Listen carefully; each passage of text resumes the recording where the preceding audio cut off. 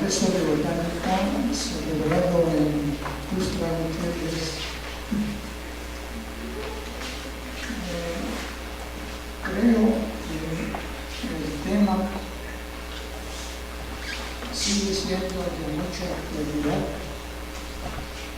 y por lo tanto creo que vale la pena repetirlo.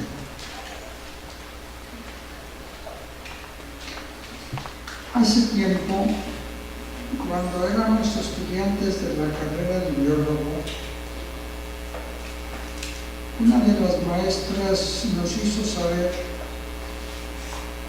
que nuestro país posee una flora particularmente vasta, variada e interesante, pero que por lo pronto no hay manera de valorarla, pues no se conoce bien todo ello.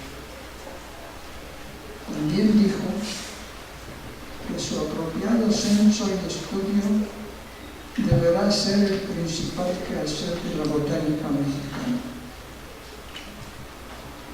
En aquella época, la cantidad de botánicos activos en toda la República no llegaba a 10. De entonces a ahora pasaron ya más de 60 años. Y hoy los botánicos somos muchos cientos, pero no hemos podido cumplir con la tarea. Y sigue siendo de prioridad número 1, a pesar de que no todos quieran reconocerlo. Alrededor de este tema me permitiré presentarles unas pocas reflexiones. Como posiblemente muchos de ustedes saben, durante años he estado interesado en la sistemática de los copales y cuajiotes mexicanos, miembros del género Bursera. Ahora no estoy muy activamente involucrado con este grupo de vegetales, pero hace unos meses se me ocurrió dibujar una gráfica que ilustrara el avance de su conocimiento a lo largo del tiempo, y aquí se la presento.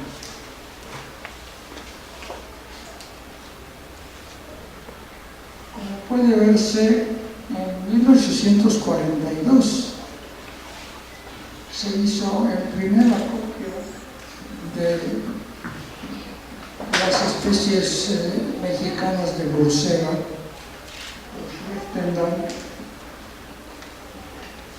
y brincándome un poco, en 1936 el botánico inglés Bullock registró 49.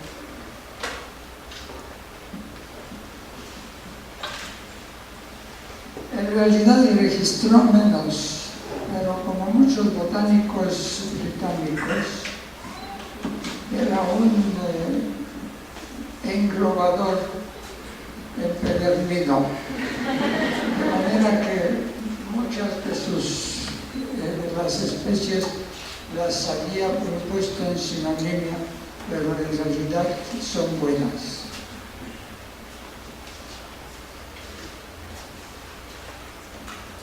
Hace poco, en colaboración con la maestra Rosalinda Medina, presentamos un inventario de las especies mexicanas conocidas de Bursera.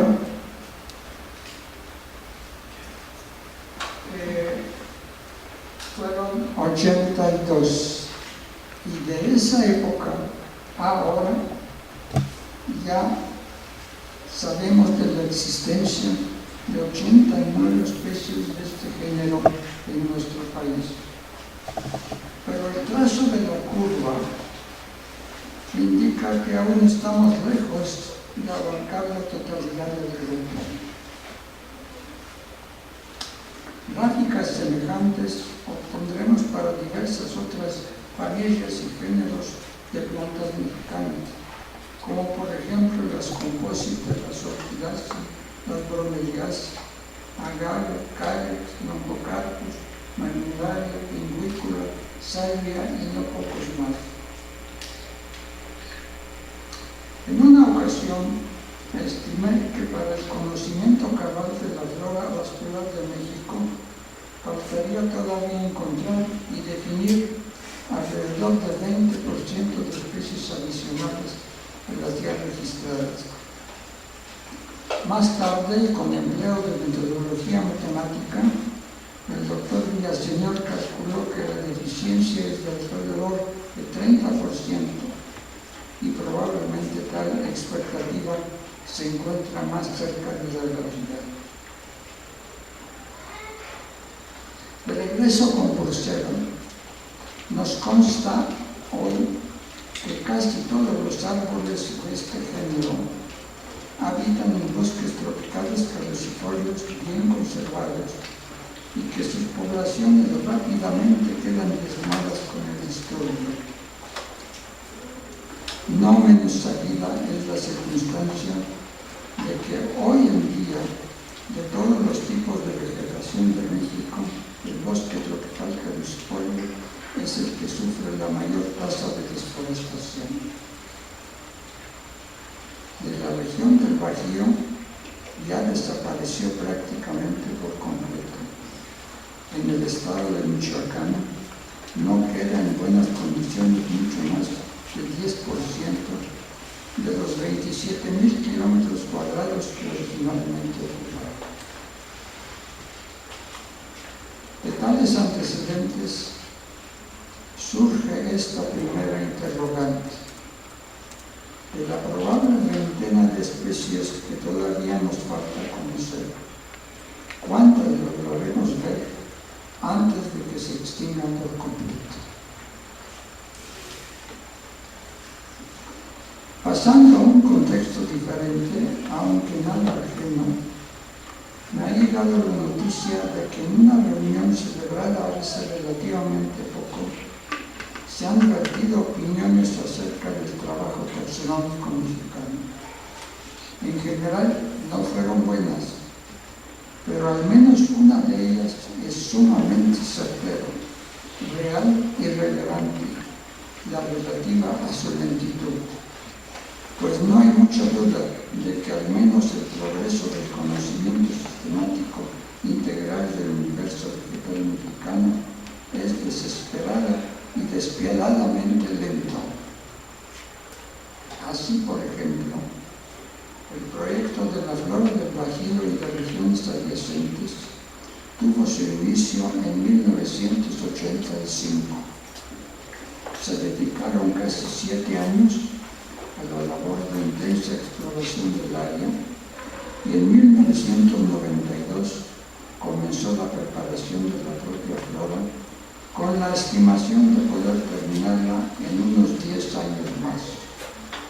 Resulta, sin embargo, que hoy, o sea, 22 años después, no se ha llegado a cubrir todavía 45% de las 5.500 especies de plantas vasculares que se calculan para la región. Las otras floras regionales activas en este momento tampoco se encuentran en mucho mejores condiciones de avance. Cabría enseguida pensar que nuestra ineficiencia puede deberse a la falta de una apropiada cantidad de botánicos capacitados para el trabajo taxonómico. Pero es que definitivamente no es el caso, pues ya tenemos una buena masa crítica de recursos humanos experimentados para afrontar la urgente necesidad del país de contar con un satisfactorio y pormenorizado inventario de los recursos vegetales y aún para más. Las razones intensas de la longitud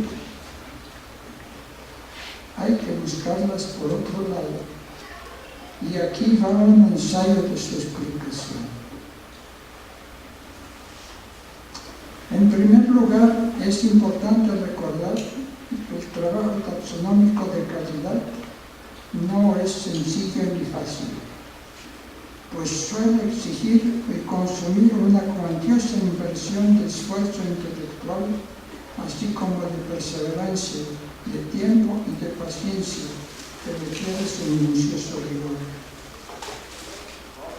En segunda instancia, no hay mucha duda de que la taxonomía tradicional en la actualidad no se encuentra de moda y le cuesta trabajo competir con desventaja ante la luz de la sistemática molecular, enfocada mayormente a la búsqueda de las relaciones filogenéticas entre los organismos.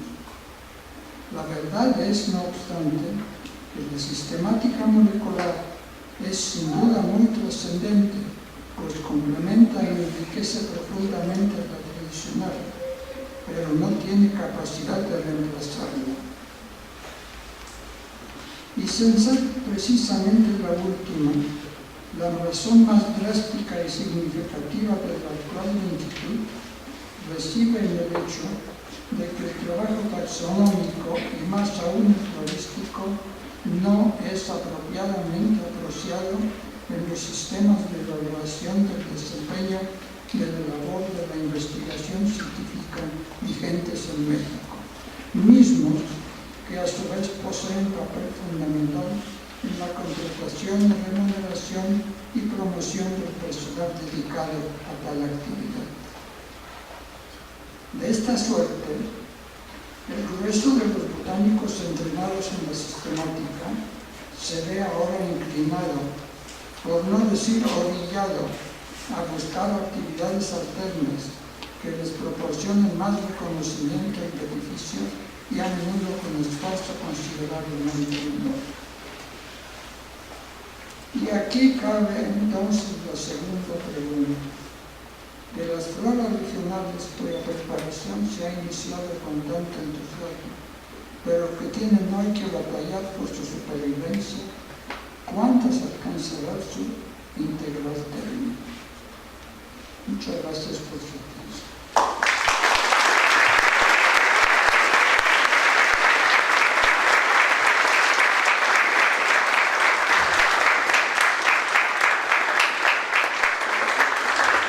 Muchas gracias por estas palabras. No sé si podemos contestar algunas preguntas. Si hay alguien que quisiera preguntarle algo al doctor, podemos aprovechar.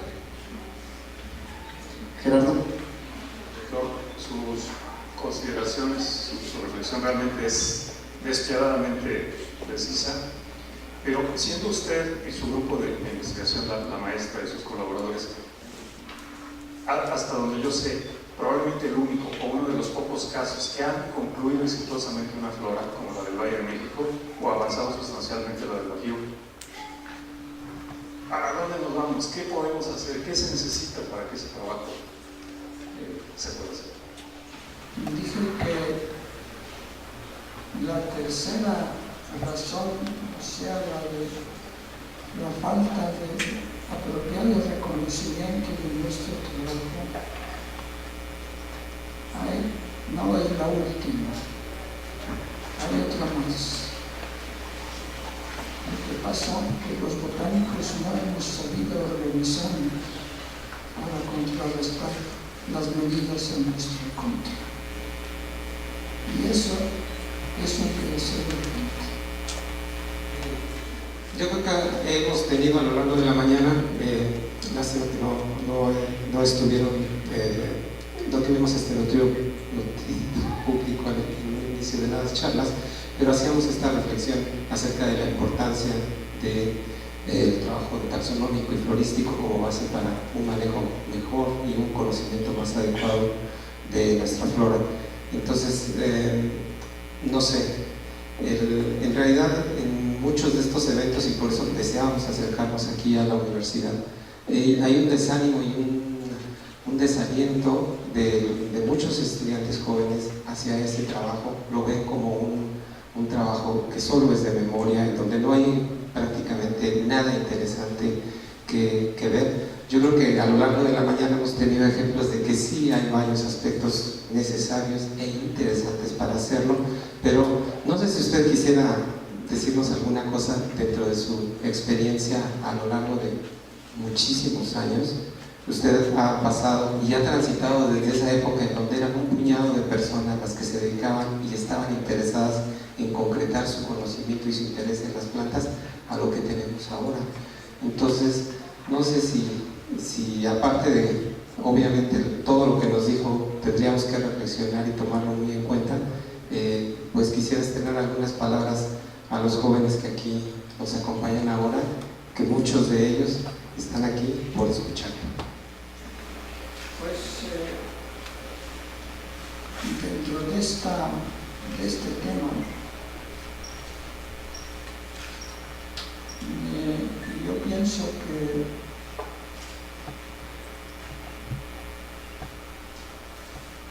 hay mucho que hacer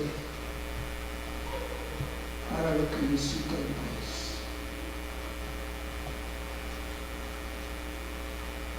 Y esto sigue siendo nuestra tarea.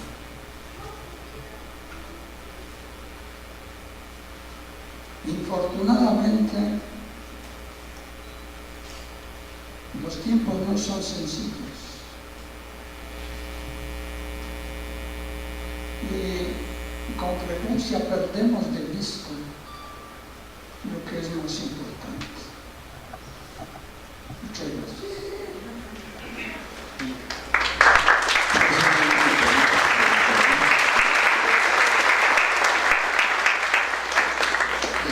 ¿Cuál es su apreciación del efecto del cambio climático en el deterioro de la flora? Hay muchos ingenieros forestales que nos han comentado que hay brotes de plagas y enfermedades como por todos lados, que con una frecuencia e intensidad nunca vista.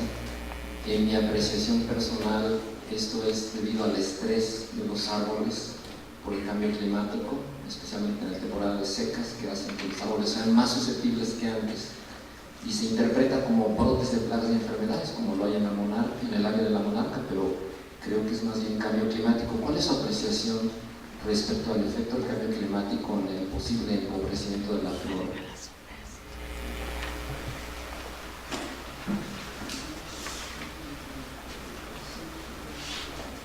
¿Podrías decirnos otra vez la pregunta?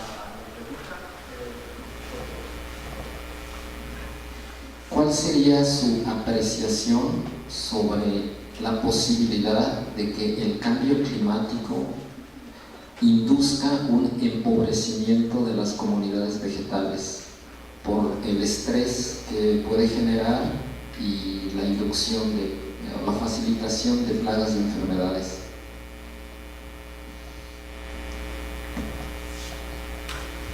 Bueno, yo creo que el cambio climático consiste esencialmente en el aumento de la temperatura. Tendrá efecto más drástico, más fuerte en las plantas que no están acostumbradas al calor, que son de las altas montañas de México. Estas son las más vulnerables hoy en día para su extinción. Creo que con esta ocasión he escuchado estas palabras que nos comparte esta preocupación por lo menos un par de veces y pues debo confesar que siempre me quedo muy acongojado, sobre todo sabiendo que esta reflexión viene de una persona que tiene tantos elementos para hacer un juicio tan fuerte como el que hace en este momento. Entonces, aprovechando que estamos en una reunión organizada por la Sociedad Botánica de México, que es una organización con la cual usted ha estado muy involucrado y creo que la conoce mucho mejor que cualquiera de nosotros, yo quisiera preguntarle si en su opinión realmente una organización como esta puede contribuir de alguna manera a cambiar la situación, o si no nos compete a nosotros, o si realmente es una tarea más de las instituciones académicas, las universidades o institutos de investigación, o si es una tarea más de los gobiernos en sus distintos niveles. Yo, desde que yo era presidente de la Sociedad Botánica de México y lo escuché con ese tipo de reflexiones, pues siempre me he quedado pensando de que no logramos hacer nada y a lo mejor no se nos ocurre. Y no sé si una sociedad botánica en otro país, de las que usted conozca, alguna en Europa o en Estados Unidos, algún país sudamericano, ha logrado tener una incidencia en detener o revertir este desprecio que ha ido creciendo por el conocimiento de la botánica, yo creo que no solamente en México, sino en muchas partes del mundo. Entonces, en concreto la pregunta es, si una organización, una asociación civil como la Sociedad Botánica de México, realmente tiene algún potencial de modificar una situación tan grave como la que usted nos presenta.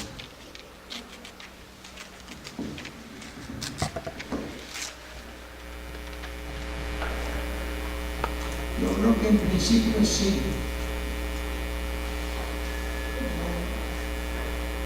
Los botánicos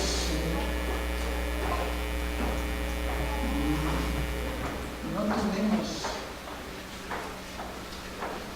muchos medios de organizarnos, y uno de ellos definitivamente podría ser la sociedad. Sin embargo, creo que lo fundamental es, en primera instancia, que nos pongamos de acuerdo para enfrentar la lucha. El canal podría ser la sociedad, pero los responsables fundamentales somos nosotros mismos.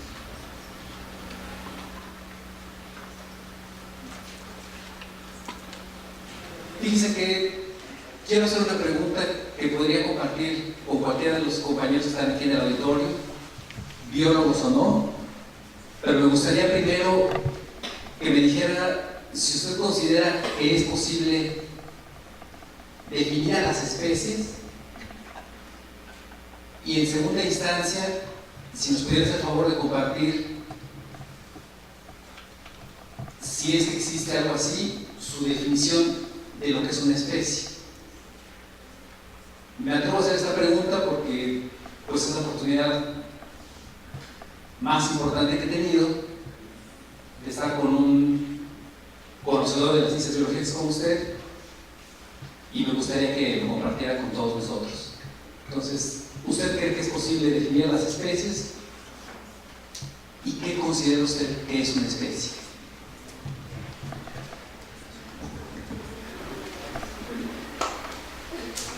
Pues el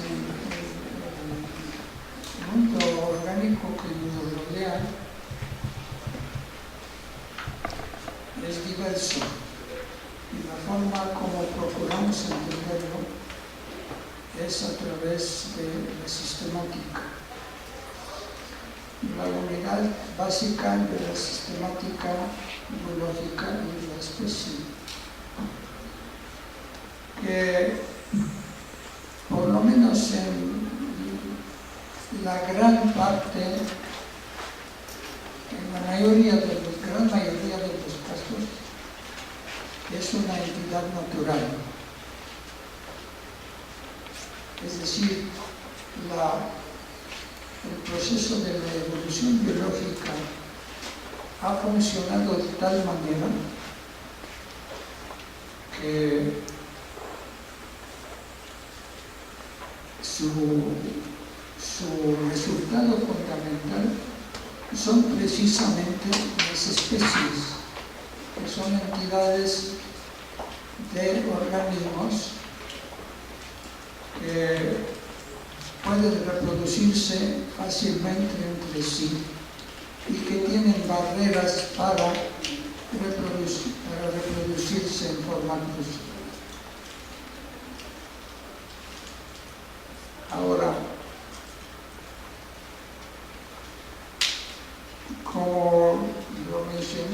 tampoco la taxonomía no es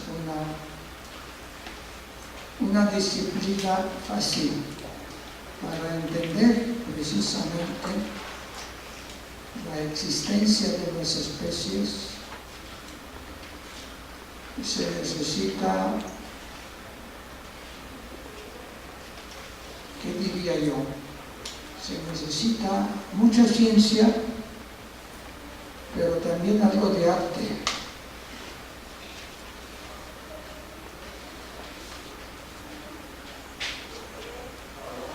Esa es la problemática permanente de la taxonomía, que trata de reflejar de manera lo más fiel posible la existencia de esas entidades biológicas que son las especies. No sé si eso contesta bien su pregunta. Muchas gracias, claro que sí. La pregunta, obviamente, voy a tratar de completar un breve comentario. Obviamente, comparto la opinión del doctor Rendosky. Solamente quiero comentarles que con motivo del principios de siglo hubo una reflexión de varios biólogos acerca de las grandes preguntas que los biólogos deben de responder a raíz de que iniciaba este siglo. Había 9 preguntas, grandes interrogantes de la ciencia que estudia la vida.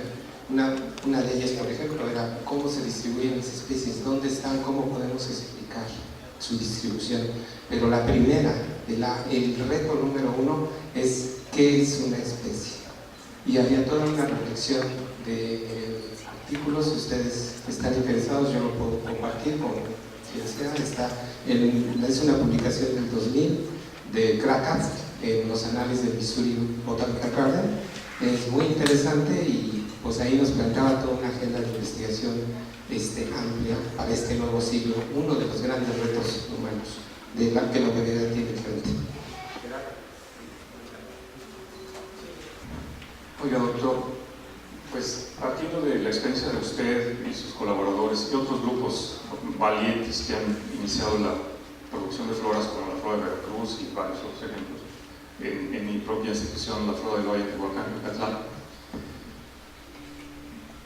voy a ser completamente franco, espero que no se entienda mal.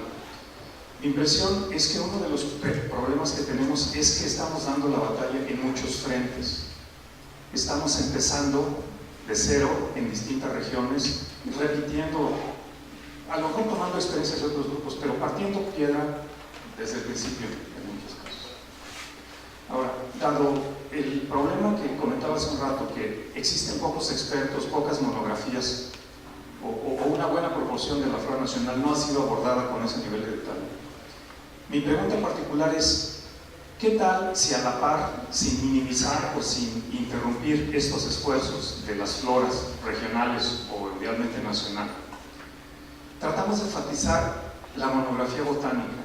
Es decir, podemos identificar un número de expertos en grupos importantes y que en vez de estarnos peleando de que yo hago las de mi estado y con ellas no te metas, que a través de una organización como la Sociedad Botánica o lo que sea, se brinden todas las facilidades institucionales e interinstitucionales para que nos pongamos como meta, digamos, las 30 familias más diversas del país y en lapsos finitos, 3 años, 5 años, tener esos tratamientos, porque podemos tener 40 tratamientos de las cupresáceas o de las amamelidáceas o de las que sean, pero no tenemos uno solo, hasta donde yo estoy enterado, de las composite de México, de las leguminosas de México, de las orquídeas de México.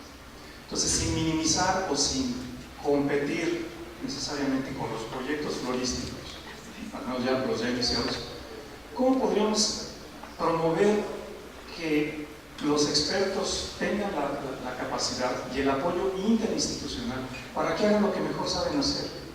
¿Sí? La monografía de las agaváceas, la monografía de las buceráceas de México. Eso no implica, quiero decir, una cosa no se contrapone a la otra, pero siento que, y discúlpenme jóvenes, pero siento que yo estoy en la generación de la angustia. Cuando nosotros nos muramos, están nuestros maestros, ¿Y dónde están nuestros alumnos? ¿Quiénes son la siguiente generación que puede hacer monografías, que puede salir al campo, trepar un árbol, identificar que es una especie nueva y meterse al laboratorio de hacer anatomía y todo eso? O sea, como que yo no lo veo. Entonces, ¿qué tal ese cambio de paradigma? De promover que al menos las familias que por algún criterio consideremos las más importantes, quizás pueden ser las más diversas, nos enfoquemos en un plazo finito, las terminemos. Yo creo que en principio la idea es buena, pero yo creo que si no resolvemos el problema básico,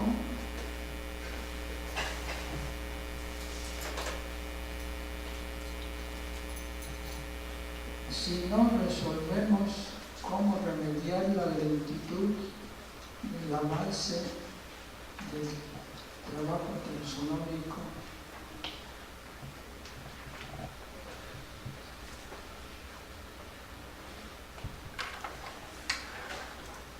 no creo que logremos gran cosa, ¿verdad?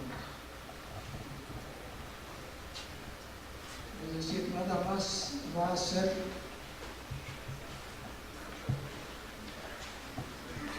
modificar un poco el enfoque de lo que estamos haciendo. Pero si no contamos con la fuerza de trabajo, es decir, si no contamos con el entusiasmo de los botánicos taxónomos para hacerlo, vamos a seguir en lo mismo.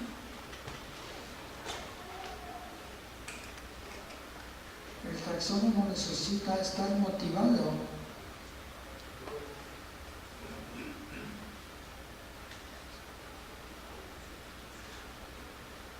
Y eso no siempre sucede en nuestros días. Yo quisiera terminar tomando en cuenta estas palabras del doctor Rendosky. Yo creo que necesitamos motivación. Yo espero que, a diferencia de nosotros, que somos un poquito pesimistas, pero estamos cambiando la actitud, eso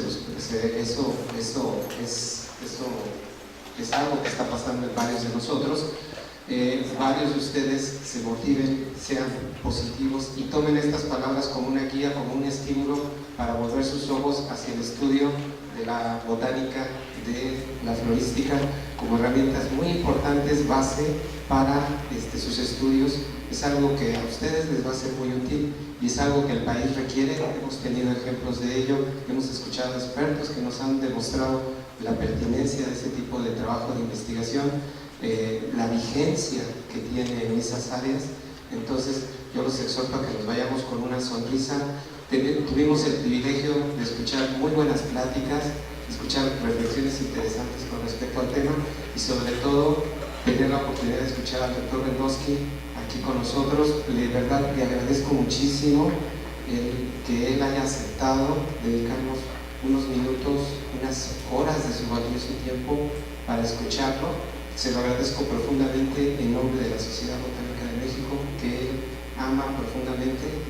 Pues estamos absolutamente seguros, es el motivo probablemente principal por el que está aquí y por estar con ustedes. Espero que se les quede en su memoria, tal como a mí me va a quedar este momento de aquí en adelante como un momento muy importante en mi vida, muy positivo, y les agradezco a todos su asistencia y agradezco nuevamente a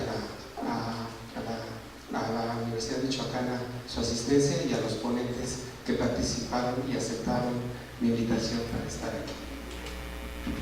Gracias, Memo. Solamente quiero darles un saludo, doctor Rendosky y maestra Gracela, de la Universidad del Herbario Humo, de la Universidad Autónoma del Estado de Morelos, y de varios lugares les están mandando saludos. Estamos transmitiendo en vivo ahorita a través de internet a todo el país. Entonces hay muchos envíos de saludos a ustedes dos, ¿no? Y bueno, con esto pues vamos a terminar este evento. Esperamos, como ya dijo Memo, que esta serie de pláticas haya levantado el interés por alguno de de los que están aquí, de estos estudiantes que vinieron a vernos el día de hoy. Esperemos que en algún momento ustedes estén aquí al frente, ¿no? Dándonos algunas pláticas. Esperamos que se hayan interesado en la sociedad botánica, que hayan conocido qué es, que ustedes pueden pertenecer a esta sociedad y contribuir también. Muchas gracias.